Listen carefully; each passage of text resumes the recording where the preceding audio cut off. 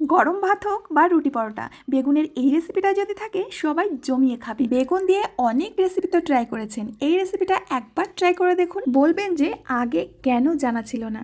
বাইরে থেকে কিছুই আনতে হবে না, ঘরে সামান্য সামান্য মশলা দিয়েই তৈরি হয়ে যাবে। আর রেসিপিটা একেবারেই নিরামিষ। সবার প্রথমে নিয়েছি 700 গ্রাম বেগুন। আপনারা আপনাদের পরিমাণ বুঝে বেগুনগুলো নেবেন, কেমন? এখন বেগুনটাকে কেটে নিতে হবে। ঠিক কেমনভাবে কাটতে হবে আমি আপনাদের দেখিয়ে দিচ্ছি। আজকে আমার বর বাজারে বেগুন কিনতে গিয়ে ঠায় বেয়াকুব, মানে বেগুনের যে এত পরিমাণের দাম, মনে করেছে 1 কিলো 40 টাকা, সেই ভেবে 1 কিলো বেগুন নিয়েছে। বেগুনের দাম দেওয়ার সময় বলে 80 টাকা, মানে লোকটা বলছিল 540, আর আমার বর ভেবেছে 1 কিলো 40। এত দাম দিয়ে যখন বেগুনটা এনেছে, তো ভাবলাম তোমাদের সাথে একটা রেসিপি শেয়ারই করে ফেলি। তো বেগুনগুলো আমি কেটে নিয়েছি, এর মধ্যে দিয়ে দেব কিছুটা লবণ। এবার জল দিয়ে বেগুনগুলোকে খুব ভালো করে ধুয়ে নেব। জলের মধ্যে বেশিক্ষণ ডুবিয়ে রাখার কোনো প্রয়োজন নেই, শুধু লবণ জলটা দিয়ে বেগুনটাকে খুব ভালো করে ধুয়ে নিতে হবে। এতে করে আমরা যখন বেগুনগুলো ভাজবো তেলটা খুবই কম লাগবে। তো একটা পাত্রের মধ্যে বেগুনগুলো নিয়ে নিচ্ছি। এখন এর মধ্যে দিয়ে দেব স্বাদ বুঝে লবণ, আর এর সাথে দিয়ে দেব পরিমাণ মতো হলুদ,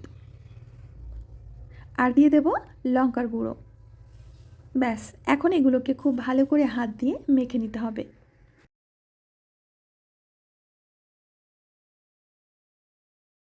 এখন একটা ফ্রাইং প্যানের মধ্যে দিয়ে দেবো সর্ষের তেল। রান্নাটা কিন্তু সর্ষের তেলে করলে বেশি ভালো লাগবে। তেলটাকে খুব ভালো করে গরম করে নিয়ে একে একে কাটা বেগুনগুলো দিয়ে দেব।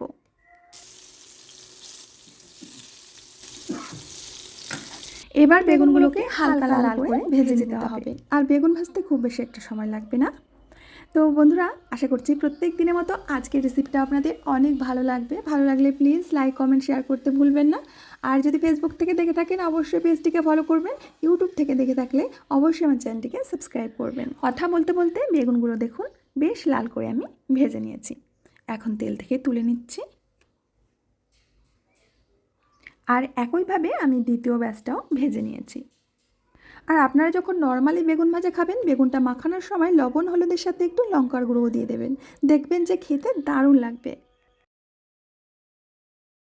বেগুনগুলো ভাজা হয়ে গেছে, এখন মশলাটা রেডি করব।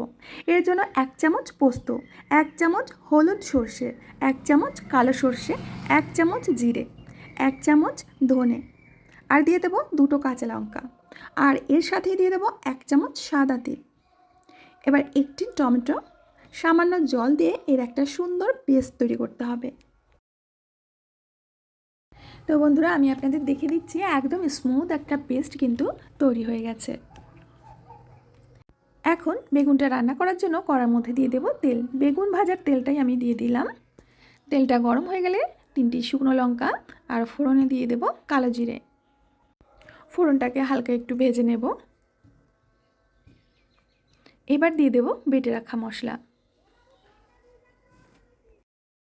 এবার মশলাটাকে খুব ভালো করে কষিয়ে নিতে হবে।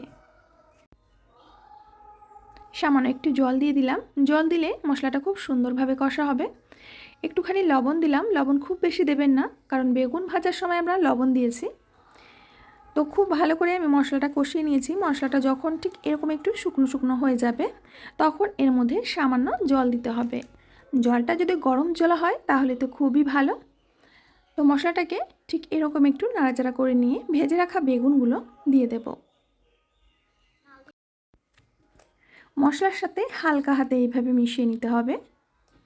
বেগুন তো অলরেডি নরম হয়ে গিয়েছে, খুব বেশি একটা সময় লাগবে না রান্না করতে। এবার পরিমাণ মতো জল দিয়ে দেব। জলটা কিন্তু খুব বেশি দেব না, অল্প পরিমাণে দিয়ে দেব। এবার দিয়ে দেব কেটে রাখা পাকা টমেটো আর চেরা কাঁচা লঙ্কা। এবার ঢাকা দিয়ে 5 মিনিট রান্না করব। 5 মিনিট হয়ে গেছে, ঢাকনাটা আমি খুলে নিচ্ছি। সবশেষে এখানে দিয়ে দেব 1 চামচ মতো চিনি আর কুচনো ধনেপাতা। খুব ভালো করে এবার হালকা হাতেই মিশিয়ে নিতে হবে, কারণ বেগুন এই সময় একেবারেই নরম হয়ে গেছে। হালকা হাতে দুটো একটা নাড়া দিয়ে মিশিয়ে নিতে হবে। এইভাবে গা মাখা অবস্থায় নামিয়ে নেব। আর বন্ধুরা, আপনারা এই লুকসটা দেখলেই বুঝতে পারছেন যে এটা কতটা পরিমাণে টেস্টি হয়েছে। এটা গরম গরম ভাতের সাথে খেতে তো দারুণ লাগবেই, তার সাথে রুটি, পরোটা, লুচি এটা দিয়েও খেতে কিন্তু দুর্দান্ত লাগবে। তো বন্ধুরা, আশা করছি প্রত্যেক দিনের মতো আজকের রেসিপিটাও আপনাদের অনেক ভালো লেগেছে। ভালো লাগলে অবশ্যই লাইক, কমেন্ট, শেয়ার করবেন। আমি আজ এখানেই বিদায় নেব, আবার আসবো নতুন রেসিপি নিয়ে। ততক্ষণের জন্য সবাই ভালো থাকবেন, সুস্থ থাকবেন।